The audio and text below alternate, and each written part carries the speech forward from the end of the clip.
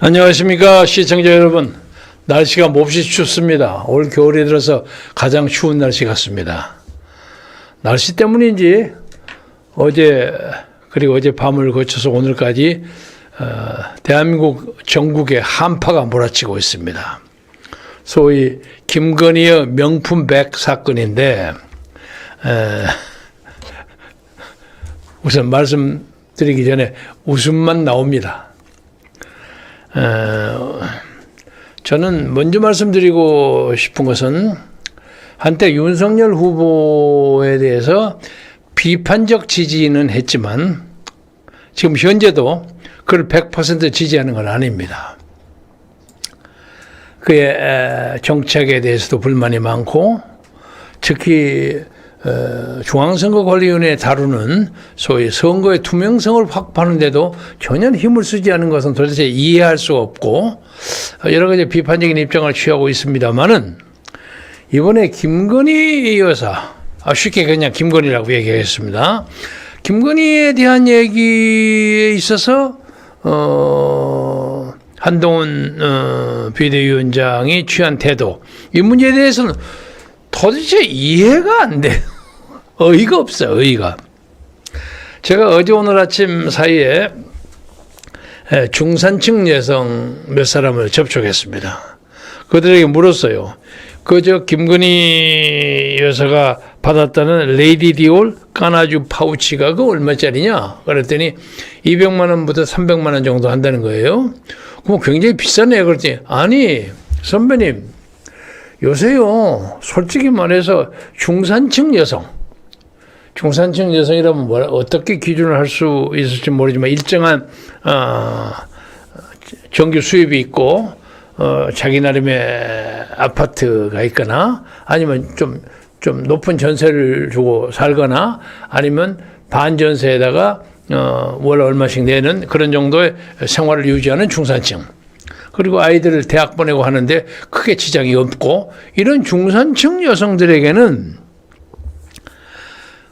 그 레이디 디올 까나주 200~300만 원짜리는 그거 아무것도 아니라는 거예요. 아니 정말이야? 정말이라는 거예요. 그리고 그들이 대충 가지고 싶어하는 것은 뭐라고? 에르메스 가방인데 이건 적어도 1,000만 원, 어떤 건 2,000만 원짜리도 있다는 거예요. 그래서 200~300만 원짜리 이걸 가지고 문제를 삼는 건 좀 이해가 안 된다. 그런 얘기를 하더라고요. 그래서 우선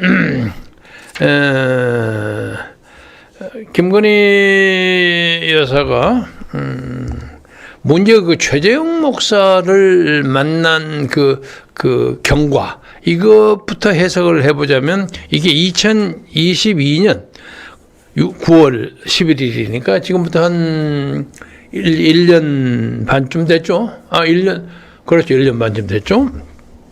그때 막 대통령 취임식을 끝내고 대통령 부인으로서 한 5~6개월 되는 셈입니다. 3월 9일 선거고 5월인가 취임했으니까 대통령 취임한 지 한 4개월 정도 됐던 그럴 때입니다. 신이 날 때예요. 근데 그때 이 최재형이라는 사람이 대통령 영부인에 대해서 꾸준히 그 아련을 작업을 했어요. 그런데 자세히 우리가 짐작할 수는 없지만 경기도 양평에서 어린 시절을 보내던 시절에 그 최재형이라는 목사, 제미 목사요. 미국에 사는 목사에게 뭐 오빠 동생 하면서 가까이 지냈다고 느껴집니다. 그리고 김건희의 그 부친, 그냥 쉽게 얘기해서 여산이 그거 안 붙이겠습니다. 다른 사람 다 그렇게 부르겠습니다. 부친이 양평에서 약국을 했는데 그 본인이 약사가 아니라 옛날에는 그런 거 많았습니다. 자기가 가게를 벌려가지고 약사를 동원해서 약국을 파는, 약을 파는 그런 것이 많이 있었습니다. 그때 약대 졸업생들이 많지 않았기 때문에. 그래서 그 양평에서는 나름대로 상당히 유지였던 것 같아요. 그리고 약국이나 약방에 또 사람들이 많이 몰리지 않습니까? 그러니까 일종의 오피니언 리더 같은 것도 하고, 그리고 개중에 이런저런 사람과 교우하는 과정에서 그 최재형 목사의 선친과도 일정한 친교가 있었던 것 같아요. 그러니까 아버지들이 친구가 있으니까 딸하고 아들이 서로 뭐 아는 척하고 뭐 그랬겠죠. 나이 차이는 제가 따져보지 않았습니다만은, 뭐, 오빠 동생하고 친했던 것 같아요. 그런 사람이 미국에 가서 무슨 어디 신학교를 나왔는지 여기서 나왔는지 모르나 가서 목사 노릇을 하고 국제적으로 무슨 평화운동 같은 것도 하고 그리고 상당히 좀 개방적이고 영어도 하고 그랬겠죠. 그래서 사석에서 야 건이야 나 좀 만나자 뭐 이런 식으로 얘기할 수가 있죠. 그래서 여러 번의 공작 끝에 그걸 갔어요. 갔는데 이 사람이 가기 전에 제가 그전에도 어디서 그런 얘기 했습니다만은 서울의 소리의 무슨 기자의 사주에 의해서인지 손목에다가 비밀 녹음 장치, 비밀 녹화 장치까지 붙였어요. 그리고 갔어요. 그러니까 이게 분명히 공작이라는 냄새가 확실하게 납니다. 그러면 이 공작이 누구 공작이냐? 북한을 왔다 갔다 했으니까 북한의 공작일 수도 있어요. 예? 그런데 그 녹음을 녹화를 하고 난 다음에 거의 한 1년 이상을 가지고 있었단 말이에요. 2022년 9월에 해서 2023년 9월, 2024년 이러니까 한 1년 2, 3개월을 가지고 있었어요. 가지고 있다가 폭로를 했어요. 폭로를 했는데 이 폭로가 일파만파로 엄청난 회오리를 일으켰습니다. 그러니까 이 사람이 왜 이 시점에서 폭로를 했느냐. 그럼 만약에 북한의 지령이 배후에 있었다면 북한이 폭로를 해라고 해서 한국의 국회의원 선거를 그냥 총선을 엉망을 시키라고 했는지 아니면 윤석열 정부 반대척에 있는 어떤 더불어민주당의 어떤 사람들이 어떤 좌파 세력이 이걸 폭로하라고 했는지 이것이 중요한 첫 번째 의문입니다. 그리고 그 내용을 보면 저는 명품백 파우치 그거에 관심을 가진 게 아니라 좀 들락 말락하고 좀 애매한 데도 있지만 그 사람 김건희의 녹화 그걸 보고 놀랐어요. 와, 이 사람들이 이런 사람이었구나. 그리고 굉장히 좌파의 행색이 뚜렷하게 보여요. 그런데 왜 그런 대화가 나왔을까? 최재형 목사가 아마도 짐작컨대 북한 문제에 대해서 좀 대담한 무슨 어떤 정책 같은 것을 취하는 게 어떠냐 이런 발언을 했던 것으로 상상이 됩니다. 그러니까 김건희 발언이 지금 우리 그런 거 하기 좀 곤란해요. 그래서 왜 곤란해? 뭐 이러고 하니까 그래도 우리가 우파들의 표로 당선됐는데 북한에 대해서 지나치게 친화적인 우호적인 그런 걸 하자면 그 사람들이 오해를 할 거 아닙니까? 이런 발언이 들어있어요. 그래서 아마 최재형은 나름대로 지가 추진하려고 했던 어떤 그 대북 정책 이런 문제에 대해서 일단 브레이크가 걸린 거예요. 돌아오면서 약간 배신감을 가졌을 수 있지. 야, 네가 이럴 수 있어? 이런 생각을 가질 수가 있어요. 그리고 일부의 그 좌파 운동가들 사이에 최근에 여러 가지 정보나 유튜브나 이런 걸 보자면 그 윤석열 정부에 대해서 배신감을 가지고 있는 사람이 꽤 많습니다. 예를 들면 엊그제 한 2, 3주 전에 문제가 됐던 신부 함세웅 신부가 불교의 어떤 집회에 가서 야단 법석이라는 집회에 가서 하는 발언도 윤석열 정부가 우리가 그래도 힘써서 했는데 배신감을 참을 수 없고 이런 발언을 했더라고요. 그러니까 함세웅으로 대변되는 어떤 가톨릭계의 소위 정의 평화 사제 구현단 그 세력이 윤석열을 전략적으로 지원을 했고 지원을 하는데 뭐 그 사이에 어떤 대화가 왔다 했다 했는지는 모르겠으나 아무튼 뭐 이렇게 하면 남북 문제나 이런 문제에 대해서 좀 더 선진적인 방책을 우리는 원하는데 그거 좀 해줄 수 있느냐. 아우 적극적으로 뭐 고려하겠습니다. 그랬겠죠. 덕담으로. 그래서 밀어줬는데 나중에 보니까 저는 엉뚱하게 그냥 우파 행사를 하거든. 이렇게 배신감을 느꼈다. 그런 거 아닌가. 그렇게 합리적인 추론이 가능합니다. 그래서 이 최재형도 이 김건희가 말이야, 영 딴소리 한다? 이런 느낌을 가지고 있었어요. 그래서 자기가 가지고 있는 건 녹화를 딱 해보니까 이거 폭로하면 아주 폭발적인 내용이 되거든? 그러니까 에라 모르겠다고 폭로를 했어요. 근데 이게 누구에 의해서 결단했는지, 그게 최재형 본인에 의해서인지, 아니면 북한이었는지, 아니면 이 나라 어디 야당 근처에 숨어서 압력하고 있는 어떤 극렬한 좌파 세력인지, 선거에 영향을 미치기 위해서 이런 행동을 했는지, 어쩐지는 모르나, 딱 하고 일파만 뭐 엄청난 충격을 주게 됐습니다. 저 같은 사람도 굉장히 충격을 받았습니다. 김건희 부부가 이런 사람이었구나. 그래서 내놓고는 얘기를 못하고, 이 사람 정말 믿을 사람이 아니구나. 적어도 정치적으로, 사상적으로, 가치의 문제에서는 우리하고 좀 다른 사람이구나. 소위 위장 우파라고 할까? 이런 느낌을 많이 가지고 있어요. 굉장히 배신당했다는 의심을 가지고 있는데, 이 문제 때문에 김건희 부부, 대통령 부부는 굉장한 손실을 받았는데, 갑자기 이제 선거가 되니까 이것이 옳다 잘 만났다 하는 식으로 더불어민주당에서 명품백 책임져라, 김건희 특검하라 이런 거 모은단 말이에요. 그래서 저도 엊그제 그런 적을 해서 특검을 하면 저기 권양숙 특검도 하고 김정숙 특검을 해야 할 거 아니냐. 사친이 뭐냐 하면 그 김정숙의 그 옷 수백 벌 사진 쫙 나온 거 있죠. 그런 사치에 비교할 게 뭐가 있느냐? 도대체 200~300만짜리, 물론 그것도 없는 것보다는 물론 다른 문제지만, 그걸 가지고 그걸 막 사치를 하는 사람으로 그렇게 몰면 되겠느냐? 그것이 제 진심입니다. 그래서 지금 현재 사태가 어제까지 이제 한동훈과 윤석열의 이제 정면 대립으로 빚어졌는데, 아니 윤석열 대통령이 왜 이번 이 순간에 그렇게 막 흥분을 했을까? 이것이 우선 문제가 됩니다. 도대체 윤석열 한동훈 관계는 몇십 년 아닙니까?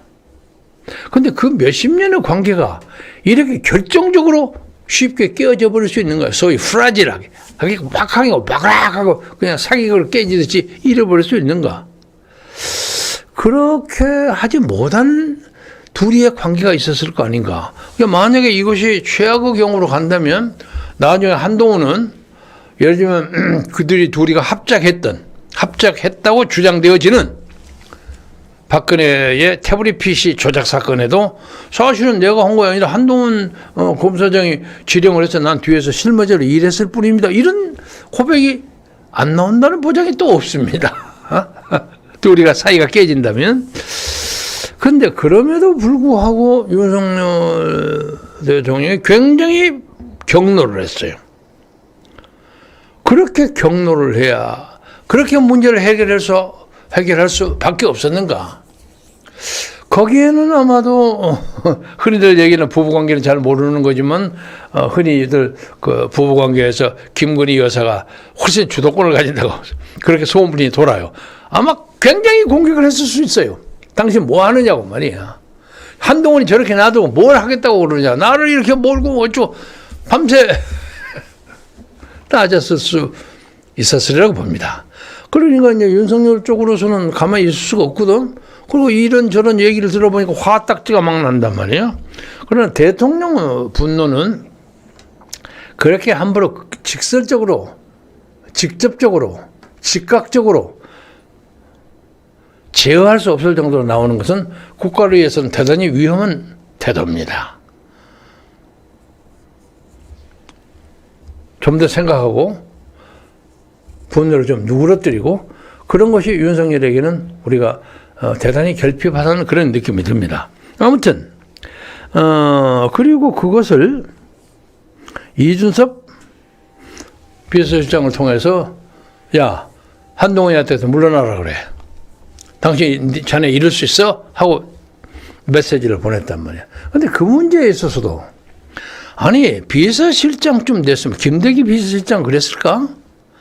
아니 각하 여기서는 뭐 공식적으로는 각하를 안 합니다만 그래도 청와대나 용산에서는 그러니까 각하합니다. 각하 이거 조금 더 생각해 보면 되지 않겠습니까? 뭘 어떻게 생각하란 말이에요? 제가 가서 사정을 좀 살펴보고 그리고 와서 보고 드리고 난 다음에 결정하십시오. 이런 용도로 톤다운을 시키는 예지가 비서실장한테 있어야 하는 겁니다. 김대기 실장은 제가 보기에는 했었을 것 같아요. 근데 이준섭은 옳다. 그래요. 한 건 잡았다 가서 여보 당신 사퇴하시오. 이랬단 말이야. 그리고 한동훈 비대위원장을 보자면 야 이건 너무 지나치지 않냐. 이 말 하나 가지고 그냥 사퇴를 하라니 말이야. 내가 그냥 콩깍지로 올라갔다 내려 빼버리면 되고 그런 사람이요? 반발했겠죠. 반발을 충분히 이해할 수 있습니다. 그런데 그렇다고 한동훈이가 잘했냐? 한동훈의 문제점에 대해서는 제가 몇 차례 지적했으면 너무 뭐라고 할까? 젊은이니까 그렇기 때문에 움직임이 너무 빠르고 정신이 없어. 막 뭐 그냥 자기가 쏟아지는 그 뭐 인기나 그 포부를 정신없이 하느라고 난리 법석이야.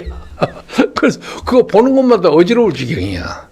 그래서 갑자기 쏟아지는 어떤 국민적 관심, 어떤 그 신드롬 이거에 대해서 이 양반이 너무 붕 뜨지 않았는가. 특히 거기에서 김경률이라는 회계사 옛날 뭐 참여연대 등등에서 바른 소리 빵빵하고 그래서 저도 참 좋게 봤어요. 사람이 똑똑하고 야무지다. 그런데 김경률이 잡아 손들고 나를 집에 정청래 때려잡았는데 이 사람이라고 막 하면서 또 그 전에 한동훈이는 공천은 제가 하는 겁니다. 이랬단 말이에요. 그러면 공천관리위원장은 뭐하러 있는 거예요? 허수아비인가? 그러니까 사실상 지금 그 김경률은 거기에 공천이 안 되면 한동훈이가 묵사발되는 입장이야. 공천이 된다고 봐야 돼. 그런 입장이 됐어요. 이것은 공천일 시스템으로 하겠다는 당의 공천관리 방침에도 정면으로 위배될 뿐만 아니라 이것은 한동훈의 사천이라고 봐야 한단 말이야. 그 비난을 면할 수가 없습니다. 그런데 문제는 이 사람이 비상대책위원회 위원으로 들어왔는데 들어와서 하는 얘기가 마리 앙뚜아네트 예를 들었어요. 아니 우리나라 대통령 부인 김건희를 파리에서 혁명 기간 중에 단두대에서 처형당한 루이 16세의 38세 된 젊은 왕비, 왕비하고 비교를 해서 좋겠습니까? 아니 그 사람은 회계학은 열심히 했는지 모르지만 역사 공부가 좀 부족해. 이건 선을 적당히 넘는 정도가 아니라 이건 무식의 소치야. 아니 마리아 앙뚜아네트 간단히 얘기할 거예요. 프랑스의 이제 루이 16세지. 이제 15세가 이제 물러나고 뭐 병으로 물러났을 거예요. 그 아저씨인가 되는데. 그리고 그때는 오스트리아하고 오스트리아 제국과 프랑스 항상 적대 관계에 있었어요. 겨는 질간이어서. 근데 양 국가의 화해를 위해서 일종의 적국의 왕조의 공주 하나를 이쪽으로 시집을 보내서 일종의 정략 결혼 빚을 했죠. 그래가지고 루이 16세의 이 부인이 됐어요. 아주 아름다워요. 젊은 여자야. 근데 자기도 조심하려고 애를 많이 썼겠지. 근데 나중에 이제 그때 막 불러서 혁명이 일어나지 않았습니까? 막 왕당파 로베스피에르하고 난리하고 막 피해 숙청이 벌어지고 그랬을 때요.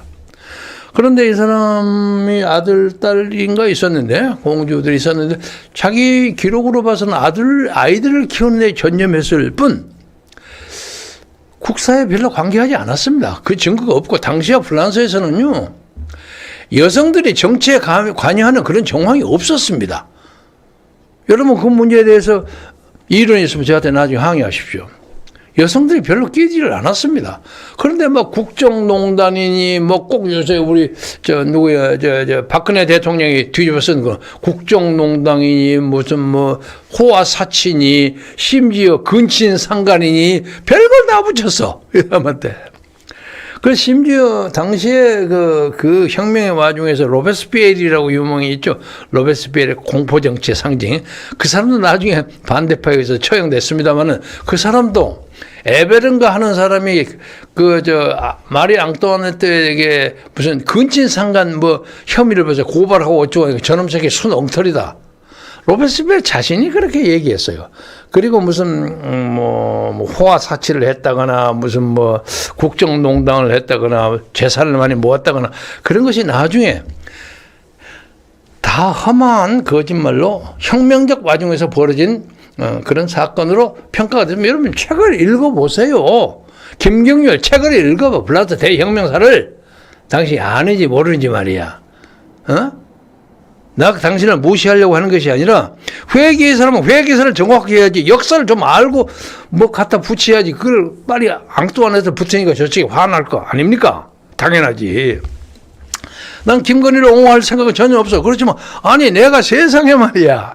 세상에 아니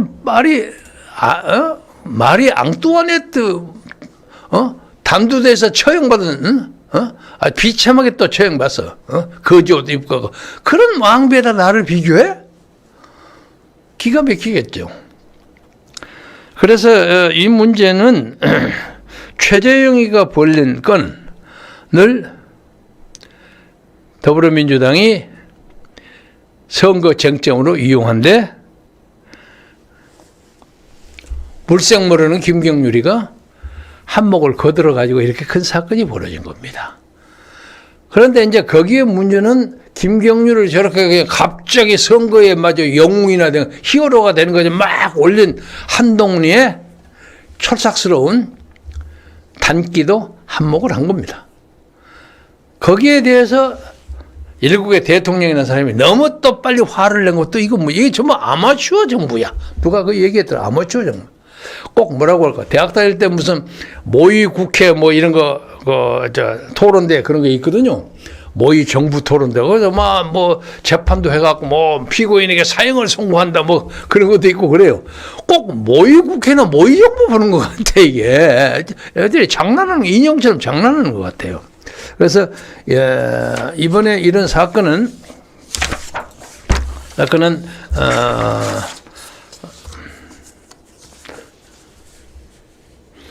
누구의 모략이라는 설이 훨씬 더 가깝게 들립니다. 물론 그 문제에 대해서 윤석열 정부와 한동훈이가 아마추어식 대응을 한 것이 문제를 더 크게 만들었다고 봅니다.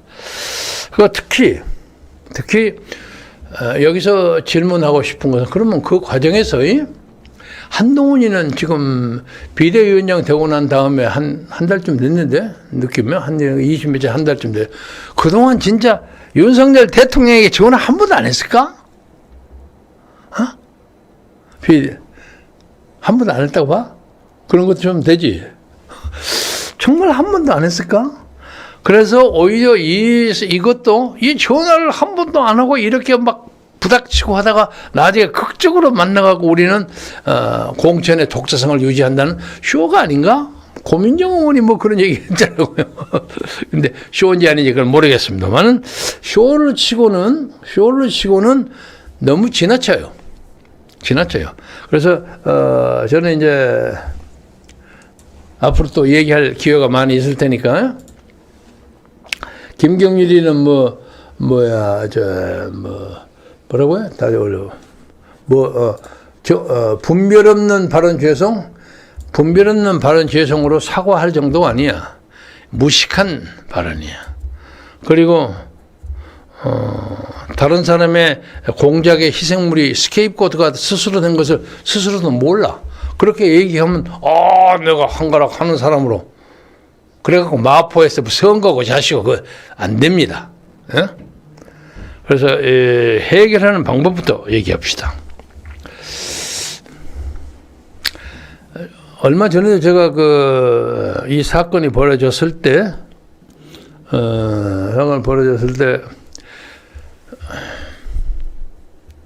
김건희 여사에게 불편한 사람을 여과 없이 받아들여서 뭐 이런 사건까지 부끄러운 사건으로 국민의 관심을 심사를 어지럽힌 거에 대해서 사과하고, 그리고 지금 이것이 정부는 그렇다 치더라도 야당 세력에 의해서 선거 내내 문제가 될 것 같으니까 자숙한다는 의미에서 용산 관저를 벗어나서 그 아파트 사저에 가서 선거 있을 때까지 머무는 게 어떠냐. 그리고 일제 공석상에서 나오지 말아라. 선거 운동을 한다 합치고 어디 가서 뭐 바자회니 뭐니 하고 돌아다니면 또 사람들이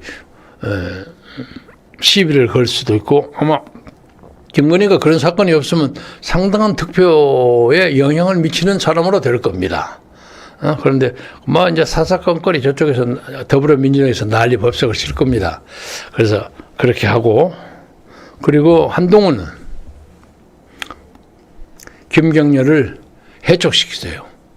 그런 사람이 비상대책위원회에서 자기 대책서 세우지 못하는 사람이 말도 제대로 못하고 역사도 제대로 모르는 사람이 무슨 놈의 비상대책위원회를 합니까? 물러나가게 하세요.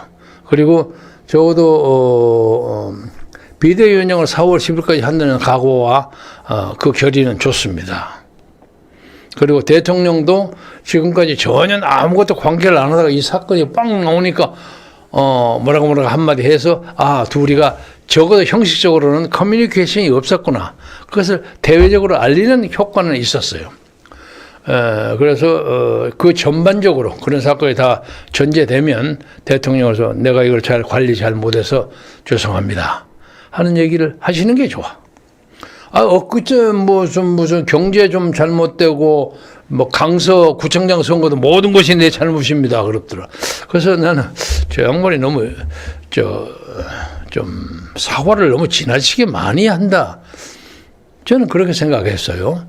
강서 문제에 대해서 그냥 어떤 걸 모든 것을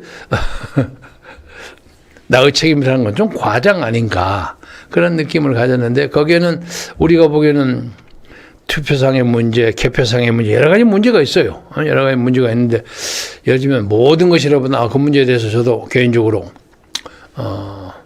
그 김태우 그 사람에 대한 개인적인 관심 뭐 있어서 우리가 전략 전술을 좀 잘못했다는 점에서 반성할 점이 있다고 생각합니다 하는 정도야지, 모든 것이 지가 잘못이라 다 주신 것만이 최선이 아닙니다. 그리고 이번의 경우에는 아무튼 부인을 어떤 시끄러운 일에 드러나게 한 거, 그리고 그 문제에 대해서 남정녀로서 아내를 사랑하는 것을 표시하기 위해서 그랬는지 뭐 좀 지나치게 한동안 야 너 물러서 이렇게 당장 얘기하는 것은 대통령답지 않는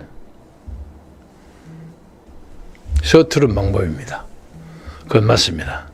그리고 지금까지 우리 역대 대통령이 많이 있었죠. 많은 사람도 있었고 비극적으로 최후를 마친 사람도 많았고, 끝나가지고도 좀 유감스럽게 한 10여 명의 대통령 중에서 그래도 전체 국민이 그래도 이만하면 이 사람 다 여야를 막론하고 다 이해할 만하다, 인정할 만하다 하는 사람이 뭐 한두 명, 두어 명 그치는 거고, 어떤 사람 하나도 없다라고 주장하는 사람도 많습니다만 저는 그렇게까지는 야박하지 않습니다.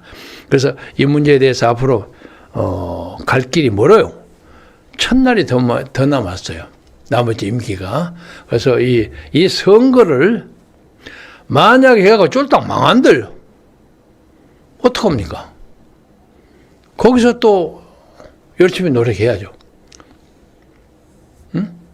그런데 나는 그렇게 쫄딱 망할지 아니라고 생각해요. 확실하게 자기 입장을 하면 국민들이 오히려 동정하고 오히려 더 이해하는 태도를 가지는 것이 역전패 당할 때 탁 올라가는 또 하나의 방법이 되지 않을까 그렇게 생각합니다.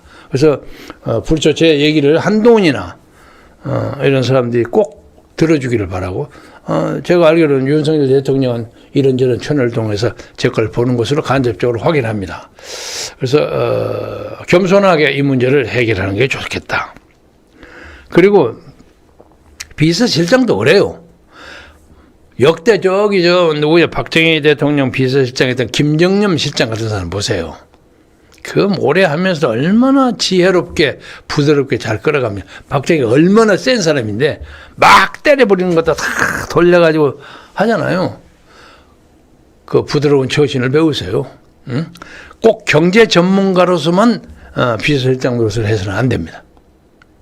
그래서 그리고 그것도 처음에 사람을 보내는 것은 물론 본인의 의사가 그러지는 않았겠지만 정무수석 정도를 보내가지고 한동훈한테 말을 이렇게 적당히 해서 그 사람도 말을 돌릴 수 있는 기회를 가지게 해야지. 당장 딱 와서 누구의 원내대표가 딱 앉아서 대통령 영선 당신 그만둬요. 이렇게 하면 누군들 가만히 있겠습니까? 에? 그러니까 무슨 국민학교 학생들, 초등학교 학생들 학예회 하는 것 같다니까, 이게? 근데 옆에서 보면 웃음기 짝이 없어. 저쪽에서 이재명이나 이해찬이나 능구랭이들이 웃고 앉아있을 거야. 할만하구나, 해볼만하구나, 그럴 거예요. 그래서, 늦기 전에, 그렇게 처리했으면 좋겠다. 이 말씀을 두고, 윤석열 한동훈 관계가 그렇게 쉽게 깨지겠습니까? 응? 그리고 이번으로 봐서 뭐라고 할까, 한동훈은 선민 후사 그렇게 얘기했죠 자기가. 그런데 지금 하는 건 선한 후원하는 것 같아.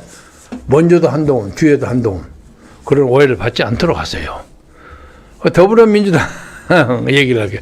더불어민주당의 정청래가 재밌는 얘기했어.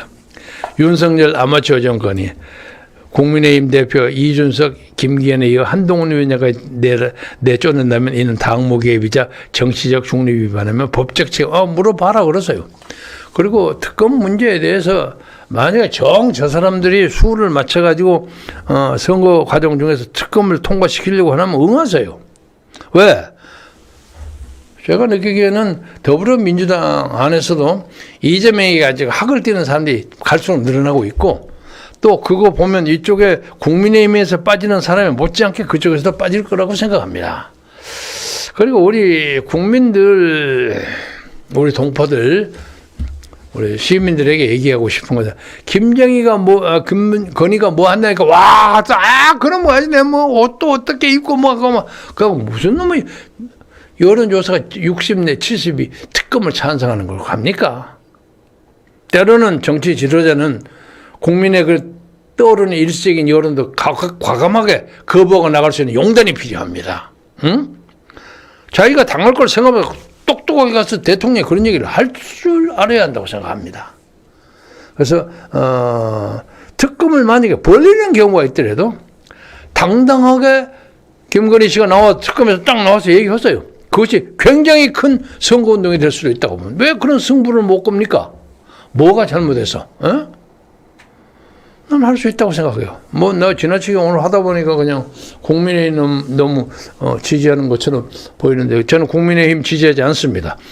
선거는 정식으로 해야지. 정식으로 하고 페어플레이를 하세요. 말씀 마무리하면서 하나. 엊그제 제가 상당히 중요한 재밌는 얘기합니다.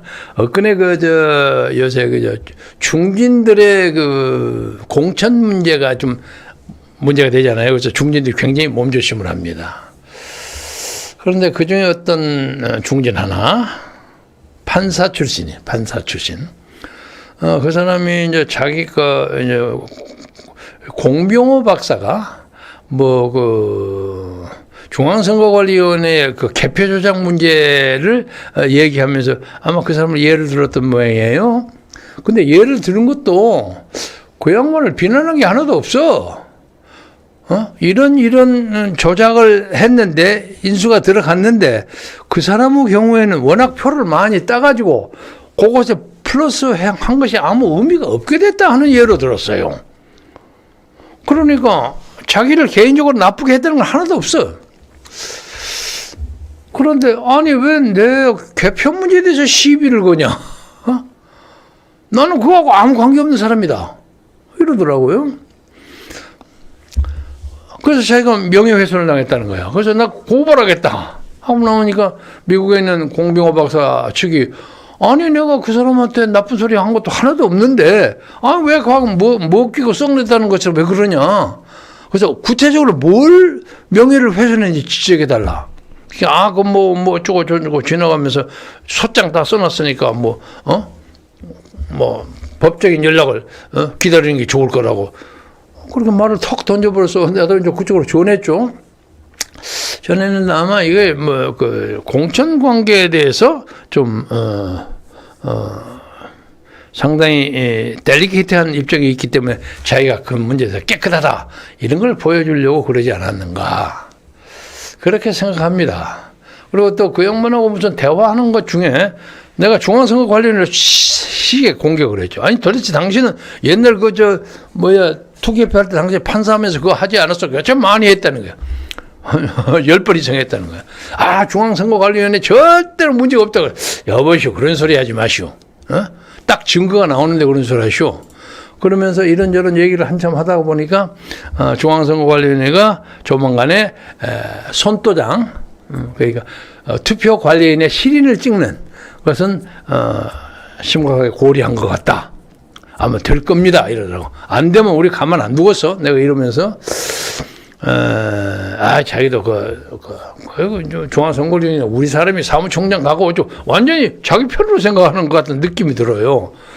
그리고 이제 그 사람은 이제 선거관리위원장을 해봤기 때문에 각 지역에서 그렇기 때문에 중앙선거관리위원회하고 굉장히 손발이 잘 맞는 것 같아. 느낌이. 그래서 갑자기 제가 생각나는 것은 지금까지 정치 지향으로 나오는 판사 출신이 혹시 불이익을 당한 건 없을까? 판사 출신 좀 거의 다 잘 되는 거 아닌가 하는 느낌이 갑자기 들더라고요. 그건 앞으로 내가 조사를 해보겠습니다. 아무튼 그 대화에서 우리가 그렇게 주장했던 그 핵심이 뭐냐면 사전투표 하고 안 하고 이건 하도 큰 문제이기 때문에 국회의 결의가 있고 그래야 합니다. 대통령령도 있어야 하고 복잡합니다. 그러나 이제 투개표 문제에 있어서 바코드를 사용하냐 하느냐 착대기를 사용하느냐 이런 문제 그런 것은 좀 고칠 수가 있고 특히 중요한 것이 도장입니다. 근데 도장도 자기들이 도장을 막 찍어버리는 경우가 있어요. 그러니까 3,506개인가? 전국의 투표소, 거기에 관리관이 반드시 자기의 인감 도장을 가지고 찍게 만들어. 그러면 선거 부정이 확실하게 줄어들 거 아니냐. 그래서 앞으로 이제 부정선거 반대하고 하는 선거 단체들이 이 문제를 집중적으로 모아서 선거관리인의 도장은 본인의 등록된 인감도장으로 반드시 찍는다. 그리고 그냥 그것도 뭐라고 할까? 인쇄해서 낼 수도 있어요. 그러니까 공병호 박사 보면 똑같은 인쇄가 경상부터 칠곡 어디에서 충청부터 어디가 똑같아. 그건 나와 있습니다. 제가 오늘 가져오려다가 오늘 중요한 주제가 아니어서 안 가지고 왔습니다만 똑같은 도장을 이렇게 찍었더라고요. 그러니까 투표 관리인 도장 이 문제의 핵심을 가지고 80일 이후에 선거를 깨끗하게 치를 수 있도록 우리가 다 같이 힘을 모을 것을 제청하면서 한동훈과 윤석열 두 사람의 극적인 화해를 국민의 힘으로 요구합니다. 그래서 거기에서 개인적으로 한동훈 대통령은 고민이 많았을 거예요. 한쪽에서는 집안에서 누굽니까? 김건희 보통 여자 아닌데 거기 있고 또 한동훈과의 인간적인 오랜 같이 합작해서 일하는 사람 아닙니까? 파트너예요. 그래서 한동훈이냐 김건희냐 하고 고생을 하는데 딱 해법은 김건희 여사는 사저로 가서 근신한다는 자세를 취하고 그리고 적어도 그런 사람하고 함부로 신원조회도 정확하지 않고 손에 뭐 차고 오고 그런 것도 커버 못하는 그런 엉성한 보안 시스템. 그걸 일어나란 말이에요. 그러니까 대한민국 대통령 영분이 그런 식으로 엉성하게 하면 되겠냐 이거예요. 그리고 한동훈은 김경렬을 당장 해촉시키세요.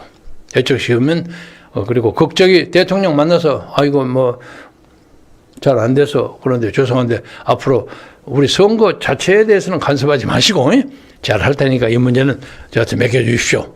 그리고 깨끗하게 신사적으로 악수하고 나면 한국의 정치가 한결 더 나아지지 않을까.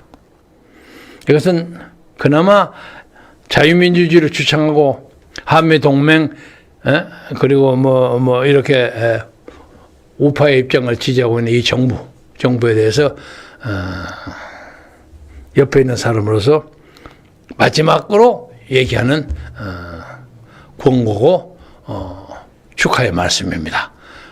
관계자들이 잘 참조해서 국정에 잘 반영해 주시길 바랍니다. 여러분 주위에 몸조심하시기 바랍니다. 경청해 주셔서 대단히 감사합니다.